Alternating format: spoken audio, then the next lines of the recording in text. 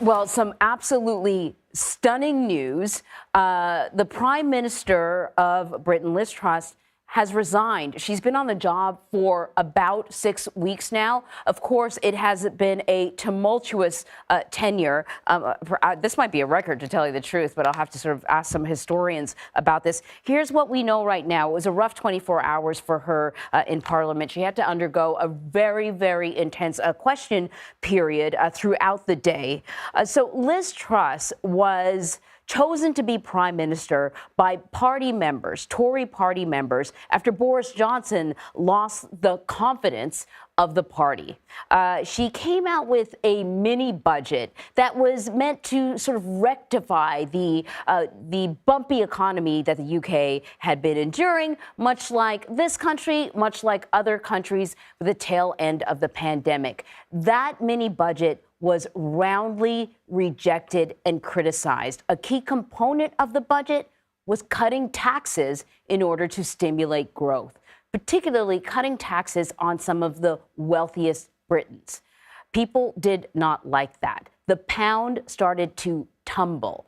Banks started to remove mortgage products because of the uncertainty of the economic situation there.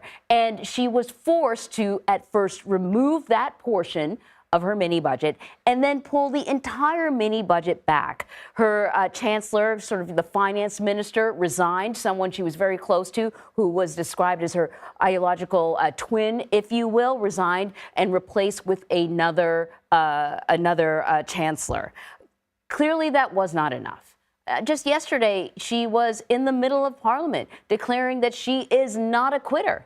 And her argument was that though she presented this mini budget that many people criticized, she was willing to listen to the people and change course.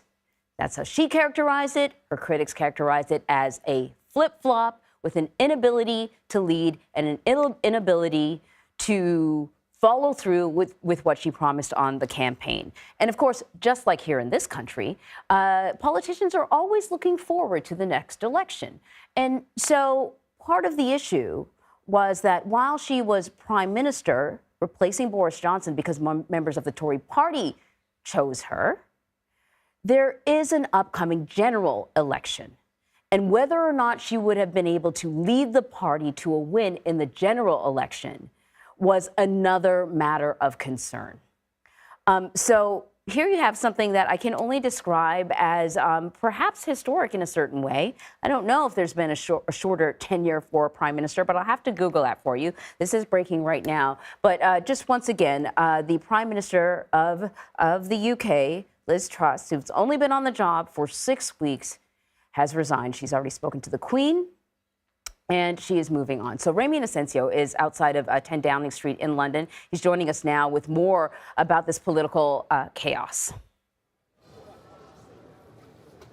Anne-Marie, yes, good morning there. We just heard from British Prime Minister Liz Truss, who has just resigned in the past few minutes here. To many, this may come as a shock only because of the timing. Her administration was just 44 days into its tenure. She now becomes the UK's shortest serving prime minister.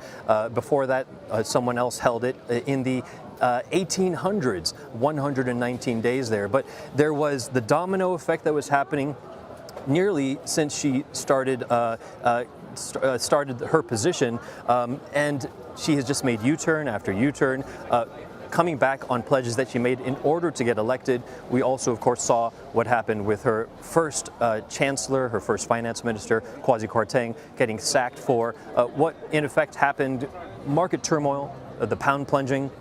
And then just yesterday, we saw her interior minister also resigning with a scathing criticism of her. This is just chaos. The fact that this is happening for the second time in 1 year, in just a few months really, is a testament to the disarray that the Conservative Party is in. There will no doubt be even more calls for a general election from the opposition Labour Party to try to get them into number 10 Downing Street. As we've been reporting, current polls show that if a general election were held today or soon thereafter, Labour would make a huge victorious landslide against the Conservatives.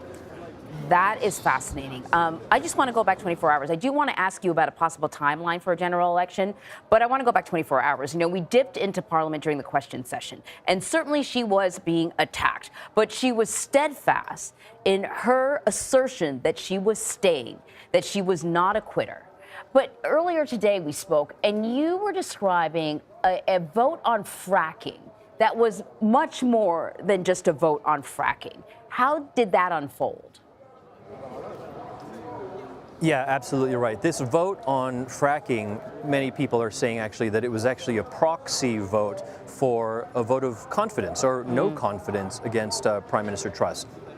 What happened was that many conservatives were against this vote for fracking, but then her allies, Truss herself, said, you know, if you don't get back behind me, you will basically be saying you don't have any confidence in myself. So there was actually corralling, there were allegations of manhandling, of shoving. There was even the report that one minister was left crying in the lobby after that vote. Again, a testament to the disarray and to maybe the desperation even to try to get people to vote, to at least force them to say that they supported Liz Truss, at least as of last night. So, you know, where do we go from here? Liz Truss says she's going to stay on as prime minister until a successor is chosen. I presume that the process is the same as the one that got her in that position, that members of the Tory party will then have to vote. And when we say members, maybe you can explain a little bit, Rami, to, you know, an American audience. When we say members, we're talking about general membership, not just the people in Parliament.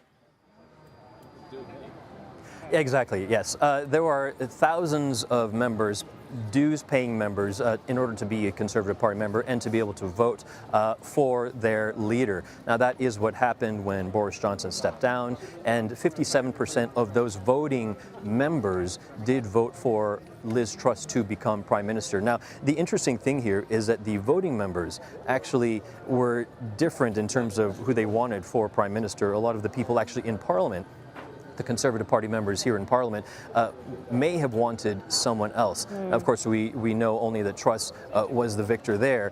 But in terms of the future, we just heard from Liz Truss herself that there is going to be a new election within the next week. Aside from that, we're learning this as the world learns it. There are some people who tried to become Prime Minister against her a few months ago, and we're expecting that those people will likely throw their names in the ring. Potentially Rishi Sunak, who lost to Liz Truss in the last election. Her current chancellor, the finance minister, Jeremy Hunt, is very well placed because of his position there. In addition, Penny Mordaunt, who was also in the ring. There are no shortage of people who want to become prime minister, and we'll know probably in the next few days, maybe even the next few hours, the next names who want to take up the keys to 10 Downing Street. And I guess that means there's no shortage of people who want to take on a tremendous headache, it seems like. You know, just sort of as I was dipping into BBC coverage before we got on, you know, they were talking a lot about the challenges that, you know, the next leader would face. The economy topping the list just like it is here. Rami, inflation, the cost of energy, you know, Britain post-Brexit, and then, of course, a Tory party that appears to be less than stable. It almost looks like it's sort of coming apart at the seams. But can you talk a little bit about the issues that, you know, the British public want solved by their next leader? Sure. Well, for Americans, many will probably remember well from Bill Clinton, it's the economy, stupid. And that is the same thing that applies here to the UK and to really anyone around the world when it comes to household issues, when it comes to saving money, when it comes to cost of living. You talked about inflation. Inflation numbers for September just came out, a little more than 10%. That hit a new high of 40 years. The last time it happened was 40 years ago.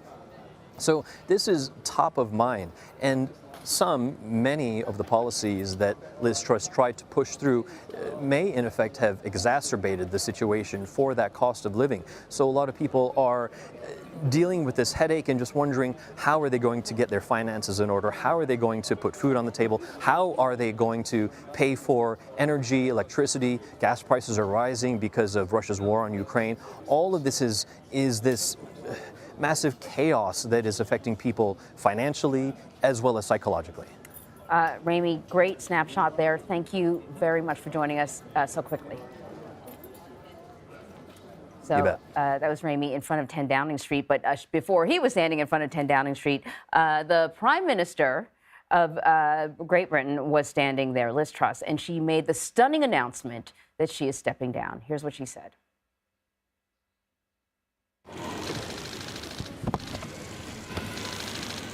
I came into office at a time of great economic and international instability. Families and businesses were worried about how to pay their bills. Putin's illegal war in Ukraine threatens the security of our whole continent, and our country has been held back for too long by low economic growth. I was elected by the Conservative Party with a mandate to change this. We delivered on energy bills and on cutting national insurance. And we set out a vision for a low-tax, high-growth economy that would take advantage of the freedoms of Brexit. I recognise, though, given the situation, I cannot deliver the mandate on which I was elected by the Conservative Party.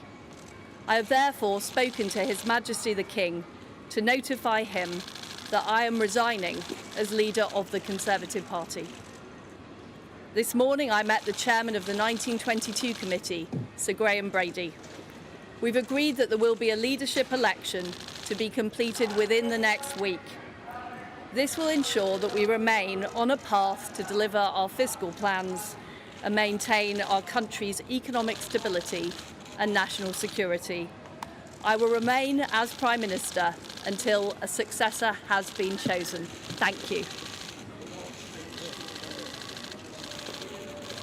That was just moments ago, Prime Minister Liz Truss announcing that she's stepping down as the leader of Great Britain.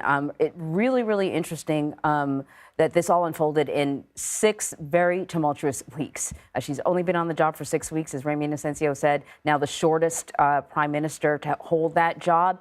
And it really centered around her approach towards stabilizing the economy. Shortly after taking office, she issued what they called a mini budget. The core component of that budget had to do with lowering taxes in order to stimulate growth and sort of borrowing in order to substitute for the loss of income. Anyway, it sent markets into a tailspin. It sent the pound into a tailspin. And really, she received a lot of criticism about that, particularly the component that included lowering taxes on some of the wealthiest people living in Britain. She removed that portion of the budget and then removed the whole budget entirely. And then her finance minister, chancellor, stepped down and was replaced. Just 24 hours ago, she was in the middle of a very passionate question period in Parliament, where she was being grilled by not only the opposing party, but her own party. She vowed to stay on because she said she was not a quitter. 24 hours later, she is stepping down.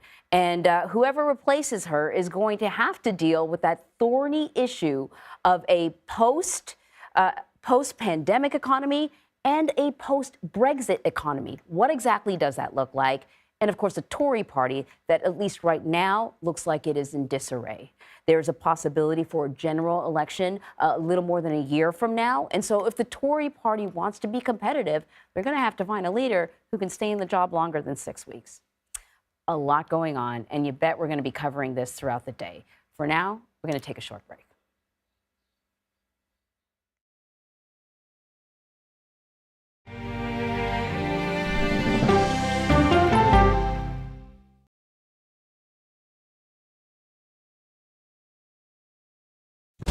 An original CBS Reports documentary. I was entitled to equal pay for equal work under the law. Does the Supreme Court's power need to be checked? 9 Supreme Court justices, 5 of them said no, she's not entitled. That's not right. Calls to fix the court tend to go along with the politics of the moment. Republican-appointed justices have all tended to go in one direction, with the Democratic-appointed justices tending to go in another. Even though it's only 9 justices, it takes 5 of them to